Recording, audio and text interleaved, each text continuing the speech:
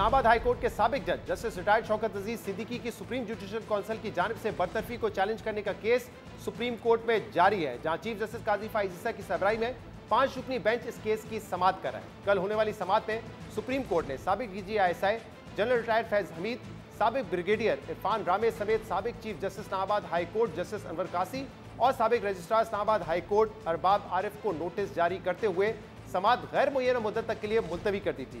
कल की समाअत का दिलचस्प पहलू ये रहा कि चीफ जस्टिस काजी फाइज ईसा समेत बेंच बार बार ये सवाल करता रहा कि दरख्वास्त गुजार की तकरीर में इल्ज़ाम लगाया गया है कि एक शख्स यानी नवाज शरीफ को इंतखाबी अमल से बाहर रखने के लिए जुडिशल प्रोसेस में मदाखलत की गई, तो एक शख्स अगर इससे मुतासर हुआ तो इसका फ़ायदा किसको हुआ, इसका मकसद क्या था और सहूलतकारी किसके लिए की गई। इस पर दरख्वास्त गुजार के वकील हामिद खान और Sindh bar council barrister Salahuddin यही जवाब देते रहे कि हमारा केस ये है कि जुडिशल प्रोसेस में मदाखलत करके एक शख्स को बाहर रखा गया, लेकिन इससे फ़ायदा किसको पहुंचाया गया इस पर हतमी राय नहीं दे सकते। और फिर इस मौके पर साबिक जज शौकत अजीज सिद्दीकी खुद रोस्ट्रम पर आए और उन्होंने कहा कि जीप के इंतखाबी निशान वाले मुदाखलत करने वालों के पसंदीदा थे। दरख्वास्त गुजार और इनके वकील की जानिब से जब मौक़िफ़ अपनाया गया कि तकरीर में बेनिफिशरी के हवाले से किसी का नाम नहीं लिया गया, तो चीफ जस्टिस ने कहा कि यह मामला 184(3) के तहत अब अदालत के सामने आ चुका है। अब आपकी मर्जी नहीं कि किसी का नाम लिया और किसी का नहीं। इस मौके पर चीफ जस्टिस ने जस्टिस रिटायर्ड शौकत अजीज सिद्दीकी की तकरीर का हिस्सा भी पढ़ के सुनाया। आप ये इल्जाम लगा रहे हैं कि इनके ये करने से एक शख्स को नुकसान पहुंचाया और एक शख्स को फायदा दिया गया। एक तरफ तो आप सहूलतकारों को जब पार्टी बना रहे हैं तो बेनिफिशियरी पार्टी नहीं बनेगा। सर बेनिफिशियरी का कहीं नाम नहीं लिया हुआ मैंने। आपके नाम की बात मर्जी तो नहीं है ना, ये आप जब आ जाते हैं ना 184(3) में, फिर हमारे इख्तियार शुरू हो जाते हैं। आपकी तकरीर वापस पढ़ लेते हैं। आप कह रहे हैं कि मुझ पे, यानी कि मुझसे मुराद है जज के बतौर पे और अदालतों पे दबाव दिया जा रहा था कि वो किसी को डिस्क्वालीफाई रखे, तो किसको फायदा पहुंचाया? So basically they wanted to have results of their own choice. This is what was their choice? फायदा ये नुकसान का जहाँ तक ताल्लुक है, जाहिर है कि उनके सामने तो ये पॉलिटिकल इंजीनियरिंग का एक कोर्स ऑफ पॉलिटिकल इंजीनियरिंग है। जब ये सारे लोग जब ये कार्रवाई कर रहे थे तो फिर बेनिफिशियरी कौन बनता है? आप उन्होंने अपने कैंडिडेट्स को जीप का निशान दिया था सर, जीप वाले उनके पसंदीदा थे।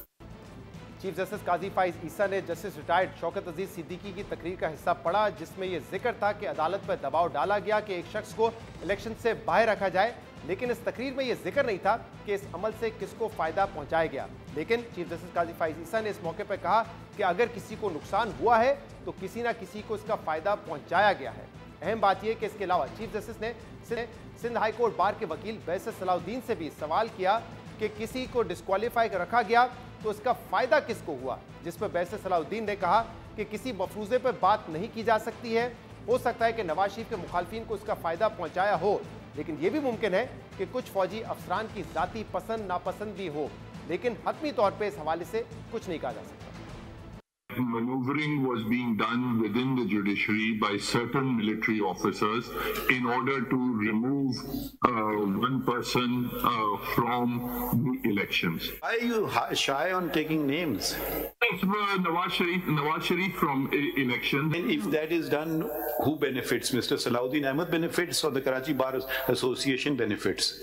My lord, obviously Nawaz Sharif's opponents benefit, but if I can just... No, don't tell us.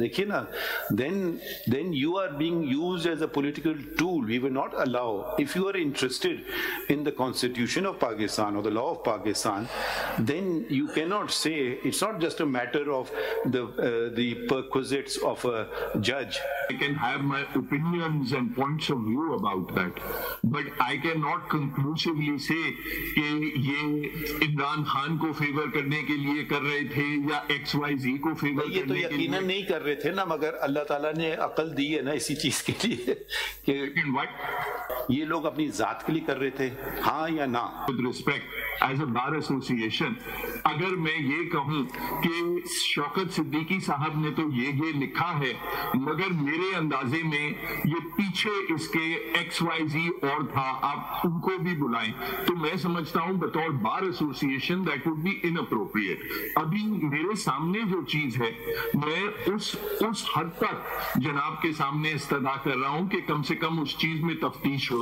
उसके बाद अगर सामने आता है, वो अशखास आते हैं और वो कुछ कहते हैं या कोई और एविडेंस आता है, तो देन ऑब्वियसली जहां तक वो करी जाए, जनाब को बिल्कुल उसके मुताबिक उन तमाम बेनिफिशरीज को भी शामिल करना चाहिए।